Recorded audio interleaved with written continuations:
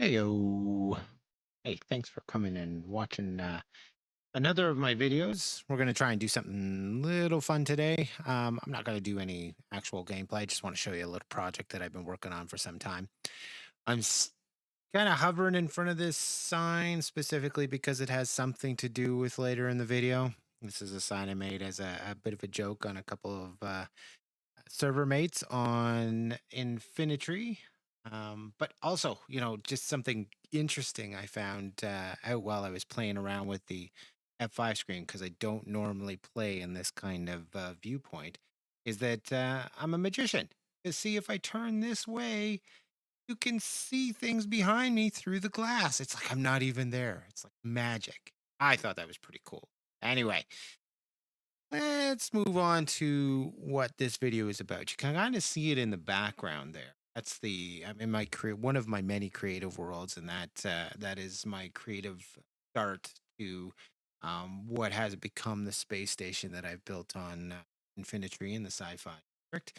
And I thought, I progressed it to a point where I feel very comfortable with how it's built out. There's some things to be added by some other players going forward, and potentially something a kind of a space battle further on. But I'm pretty happy with where things are in the build so far, and I thought that we'd take a quick look at what that is, and I thought I'd take you on a tour of the space station and what I've come up with, and why I'm so excited but to be done this specific project and getting to think about the next big one.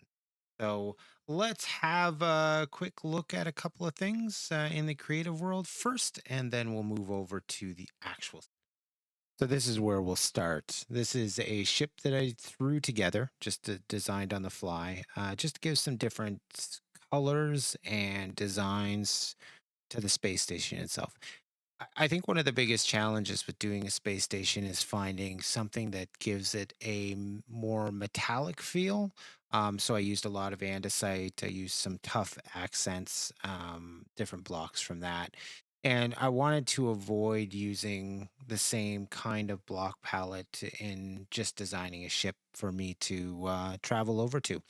So we're going to jump right in here. What I will say is that I have built this in a way that is for display.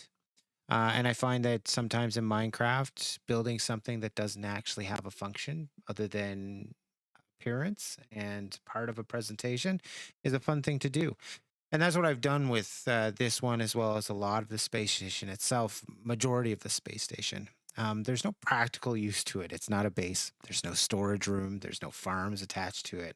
It's was really made as a fun project to accent the district that we're building in, which is the Sci-Fi district on Infinitree. So I did not build an entrance to the ship. I imagined, from a lore standpoint, that whoever is flying the ship has a portable transporter that beams them into it. But we're gonna take a different way. We're gonna go in through this hole right here in the glass and get settled. And let's take a trip over to the space station so we can have a look.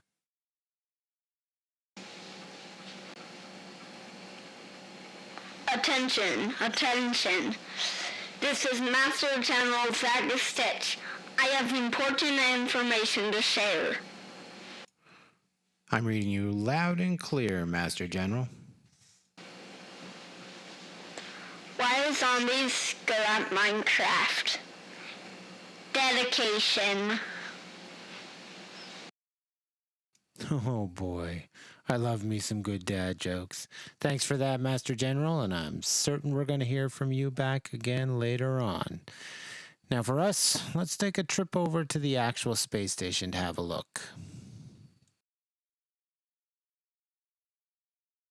And here we are. Now let's have a look.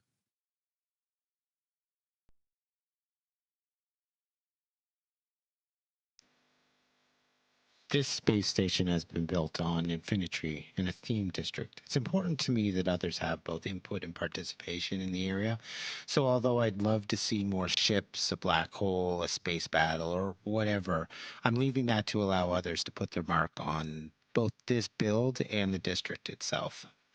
The space station itself was built from my own imagination, based on a variety of sci fi shows, movies, and books I've loved. And you can see that some of the ships are pulled specifically from those.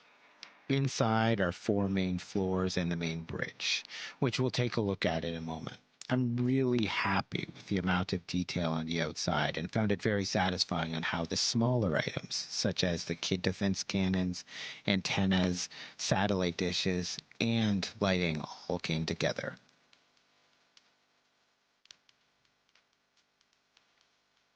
Many of the lights and details underneath, as well as the corner satellite dishes, were added after the main structure was built. And I'll say this: plan for the underneath on builds like this. Between the Void and the Enderman, some of these details were very stressful to add. All right, let's have a quick tour of the inside. This is the top floor. I've designated floors 1 and 3 as quarters for guests or crew or that kind of thing. And floors 2 and 4 are laboratory or testing rooms, which we'll get into in a moment. The structure inside is pretty plain. I've always felt like, in terms of space stations, the hallways are pretty uniform. There's some flashing lights, as you can see, I put up here. A lot of lighting, straightforward hallways, nothing too fancy in terms of long-standing space stations themselves. I also played with the idea of copper and putting some of that in, but I felt like there wouldn't be a lot of rust on spaceships. So as I worked with it and continued to choose my block palette, which you can see is mostly andesite, basalt, and some tuff. I really wanted that metallic feel, and I didn't feel that rust was relevant in the space. So I left it out and feel very happy with how it all came out. Lots of light, nice and bright inside. And as you walk down the hallways, you come to each of the corners where you'll find the living quarters themselves. Now, every one of these pretty much looks the same. The only difference is placement of some flowers or the type of chair being a different block or that kind of thing. So, pretty simple. Have sleeping spots for each of the guests or crew. I will say I did have beds here, but a certain server mate threatened to come on and click one of them, and I'd rather not have that happen. It was hard enough to build these from being above the void. I don't want to have to do the repairs as well. In addition to that, I've added food replicators to each of the quarters, and if you click on it, you get a potato.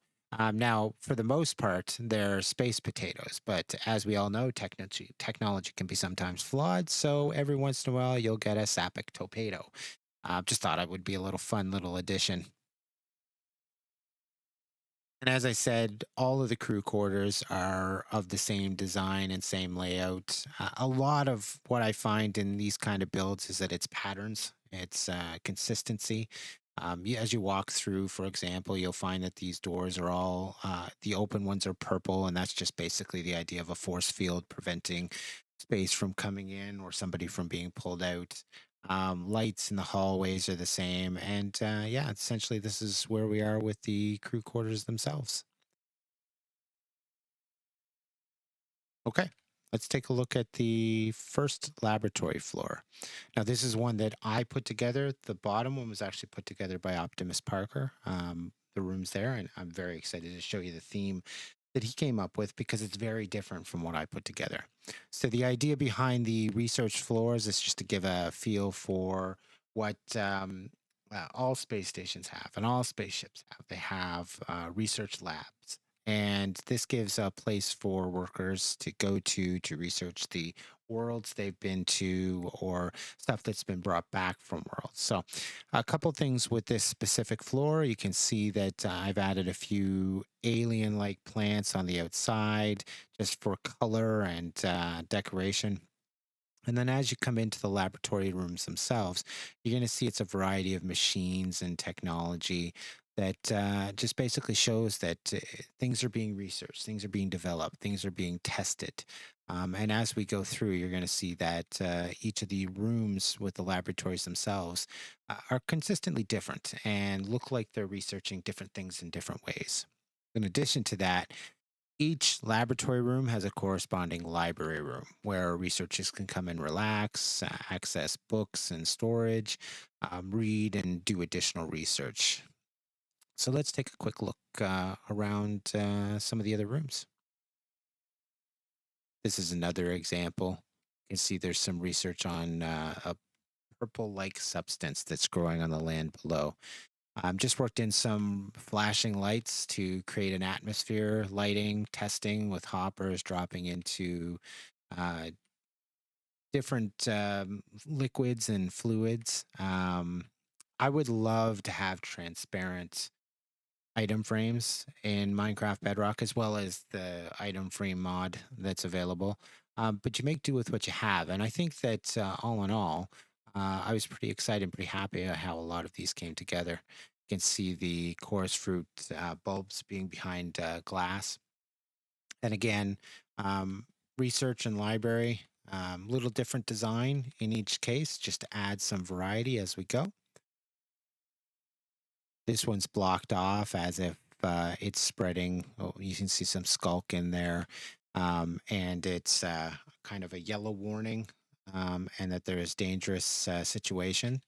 Again, with the library, a little bit different, a little bit less inside of this one than the other ones.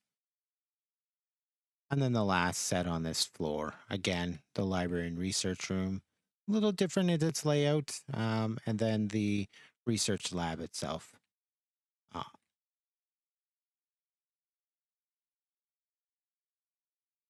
I had a lot of fun coming up with these, trying to leverage different Minecraft plants and items to see what they would look like under a research environment, creating them in a way that speaks to what would go on a spaceship in terms of our space station, sorry, in terms of research and development. Now, let's take a look at why it's great to get others involved, um, and just getting some feedback as you build and some idea shares and leveraging watching different videos, looking at concept art and that kind of thing. But especially the great opportunities there are when playing with others in Minecraft. So again, this is another laboratory floor, a little bit different than the other one in terms of items. We used coral, and these are on waterlogged root blocks, allowing them to keep their color. I was pretty excited after Sky mentioned that you could do this, and she showed me some images of it. Because I feel like this really adds to the alien feel in terms of the presence and spaceship laboratory feel. And then as we go again, we have the side rooms that are for research and reading and relaxing from the laboratories themselves. And then each floor, each corner has its own laboratory room. And this is all done by Optimus Parker, who took some inspiration by leveraging blocks in the center as if they're being tested and power being flowed through them for various blocks, creating different reactions. You're going to see that each room gets more and more, and he uses some pretty creative blocks and ideas when he's done. And again, I just love using the basic redstone to create some motion, if you will, in each of the rooms, just using the redstone and the blinking light to create some interactivity of each room. So this is just one room. Let's go have a look at some of the others. Here's another idea that he came up with. Again, different computer screens, different ideas, an ender pearl and a stasis chamber, that kind of thing. This is pretty similar to one that's up 2 floors above. And we'll move on. Here's a fun one. And it was pretty cool that he came up with this idea using a conduit as a floating item above a fire, and then you can see it's pulling energy from that and putting it into nether wart block, and seeing what it does to the mushroom. Just different experiment ideas that he came up with regards to this. I tell you, I never thought to use the lights and the end rods as piping, and I thought that was a really great idea.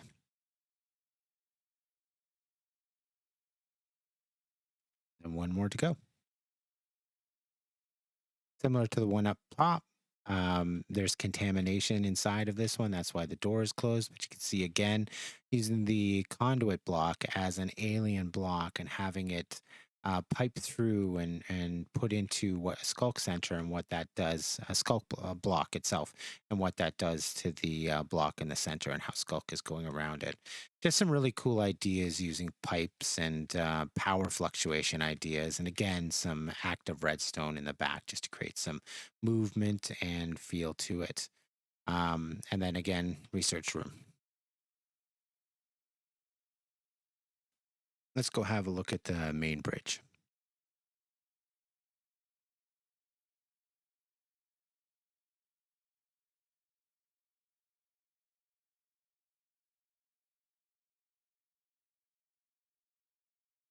This is the vegetation room just below the main bridge itself, where the space station grows some additional food. And this is the main bridge. Now, I took inspiration from this from a few different areas, but I will say that I just really set out to simplify things. Feel the main bridge should have very specific key areas, and you'll see that this is the radar screen where they can see everything that's going on around the space station itself. There's just screens that are turned off over here. Again, another radar screen on each side. You can see that for most part, if you're the commander and you're up top here, you can see outside the glass from all directions. You can also oversee who's working at each station and have direct control over that. Really happy with how those keyboards turned out. Those are actually armor stands with iron helmets pushed below the block. We really liked how those turned out. Again, just some power coming through pipes up through it, and then a wide open top. Nothing to really take away from the purpose of this room and its whole. So yeah, just some pretty basic ideas, but I really like how it turned out. I like the color, I like the floor, I really like the screens, and from an aspect of Commander standing up there, I really like how you can see 360 outside of the space station itself.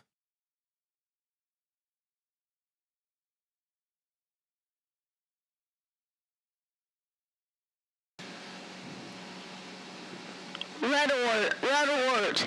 Master General Zach Stitch here. We have an incoming comet wrapped in bacon. We're about to get hit by a meteor. Now, going back to the IR dragon sign that we saw at the beginning, I put that together as part of a kind of a joke for a long-standing build that has supposed to be done in the fantasy district of Infinitree. And I put up a specific character, which I can't show you because it's to be honest, it's a copyrighted item. I character, but I put a big sign beside it that says IR Dragon. The whole point is on a pedestal. They were supposed to put a giant dragon. I know that Sky's been working hard at doing that, and there were some tech issues, but it was sitting there empty, and I felt it needed something on it, so I did that, and I put IR Dragon. Now, one of the people mainly involved in that is Rebel, and I asked him if he'd be interested in putting a spaceship um, on the space station itself. So sure enough, he came over and did it, and that's his spaceship. Thanks again, Rebel. So I've switched over to spectator mode just to give you a look at some of the other ships and projects that are being worked on here, and just to round things down. This is a spaceship that Tex Medman is currently working on.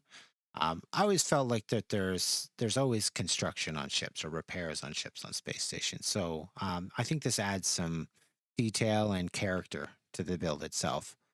Over here is the puddle jumper from Stargate Atlantis. If you're not familiar with that show, it's a great sci-fi series. Stargate SG-1, one of my all-time favorites. This was designed by Sky NS, who regularly plays on servers with me. And over here, this is a ship that is built in honor of Sky because her favorite color is purple. The design of this is put together by a YouTuber called Mr. Blockhead. That's where I pulled the original design. I just took a lot of freedom with the color scheme and some of the design layout itself, but the main build is put together by Mr. Blockhead. And then this one is the ship that I showed you earlier. Some of the other details, like the satellite dish on the side, power conduits in between, and then as I mentioned earlier, there's an enterprise style build being put together by drones along the top. As I said, I'm pretty happy with how this build turned out. Pretty excited to see what's going to be built around it in terms of different space features. I know that as a server, we have some projects that are potentially upcoming that could really add to the feel of this district itself. But in terms of the space station, it was a great project to work on. I feel that, this kind of project can be added to daily. There's always something you could come up with. There's a tons of ships, there's tons of internal add-ons, there's tons of ways you can use and leverage the Minecraft build palettes to enhance it. But for me, I'm pretty happy with how this turned out. And I think, looking at future projects and future content creation, one of the things that this gave me the opportunity to do is work on some streams and really figure out that whole process. And I'm nowhere near perfect at it. There's still a lot to learn, but also playing with the video editing software, both from a voiceover, recording, and editing, etc. process. It's been a very interesting experience.